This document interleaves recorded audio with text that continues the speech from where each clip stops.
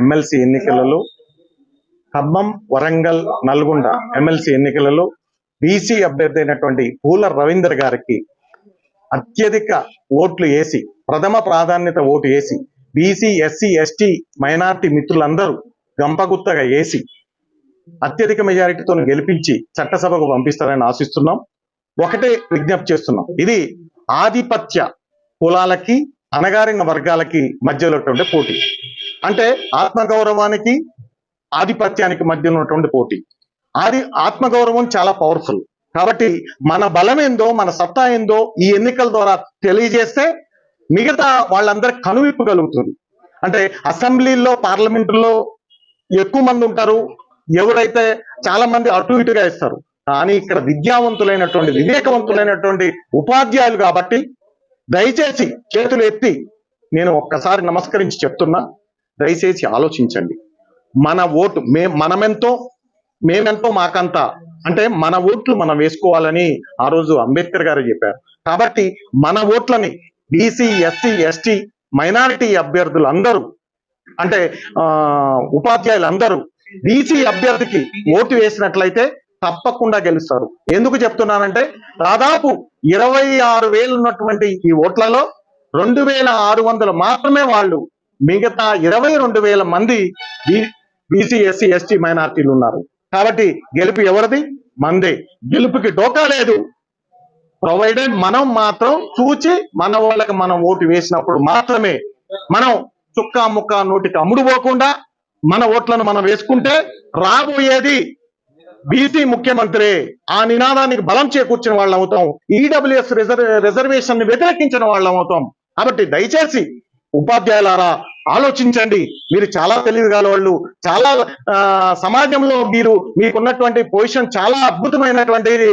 కాబట్టి మీరందరూ దయచేసి బీసీ అభ్యర్థి అయినటువంటి పూల రవీంద్ర గారికి ప్రథమ ప్రాధాన్యత ఓటు వేయించి అత్యధిక మెజార్టీతో గెలిపి శాసన మండలి నుంచి పోటీ చేస్తున్నటువంటి పూల రవీందర్ గారికి మద్దతు తెలియజేస్తూ ఏర్పాటు చేసినటువంటి ఈ సమావేశానికి మేము ధన్యవాదాలు తెలియజేస్తున్నాం.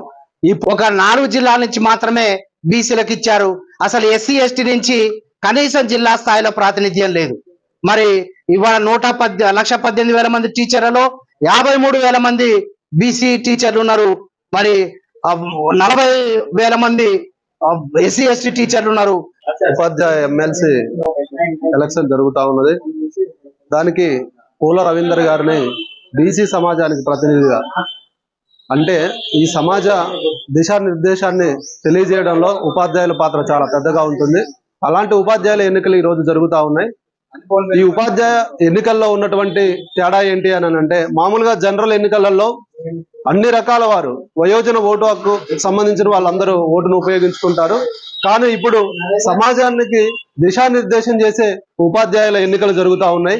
మరి ఈ ఉపాధ్యాయ ఎన్నికలలో కుల సంఘాల పాత్ర ఎందుకు, కుల సంఘాలు అదేవిధంగా వేరే ప్రజా సంఘాలు పనిచేయాల్సిన పరిస్థితి ఏర్పడింది అని అంటే, గడిచిన కాలం మొత్తం కూడా ఎప్పుడు చూసుకున్నా కూడా అగ్రవర్ణ వాళ్ళు మాత్రమే ప్రజాప్రతినిధులుగా ముందుకొస్తా ఉన్నారు, గెలుస్తా ఉన్నారు. వాళ్ళ గెలుపులో ప్రతిసారి కూడా దళిత, బహుజన, బీసీల పాత్రనే ఉంటా ఉన్నది. కానీ మొదటిసారి ఈ తెలంగాణ రాష్ట్రం ఉద్యమంలో కూడా బీసీల పాత్ర మహత్తరంగా పనిచేసింది. అయినా కూడా తెలంగాణ రాష్ట్రం వచ్చిన తర్వాత బీసీలకు పెద్దగా ప్రాధాన్యత ప్రజాప్రతినిధులుగా ఇవ్వలేదు.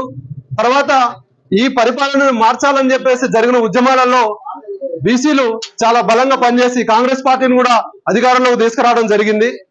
మన భారతదేశానికి స్వతంత్రం రాకముందు నుంచి మహాత్మా జ్యోతిబా పూలే గారు ఈ విద్యా జ్ఞానము కలిగించాలనే ఉద్దేశంతోని అతని భార్య అయినటువంటి సావిత్రిబాయి పూలే గారిని ఈ భారత జాతికి, బలహీన వర్గాలకి, బడుగు బలహీన వర్గాలందరికీ చదువు నేర్పించాలనే అంకుఠిత దీక్షతోని ఆమెకి చదువు నేర్పించి ఆమెనే ఈ దేశానికి మొదటి ప్రాధాన్యత ఇచ్చి ప్రథమ ఉపాధ్యాయులుగా, మహిళా ఉపాధ్యాయులుగా ఆమెని ముందుకు పెట్టి బళ్ళు పెట్టించి పాఠశాలను నడిపించి ఎన్నో ఆశ్రమాలు నడిపించి ఎంతమంది అనాథలకి జ్ఞానము విజ్ఞానము నేర్పించినటువంటి చదువు చెప్పిన మొదటి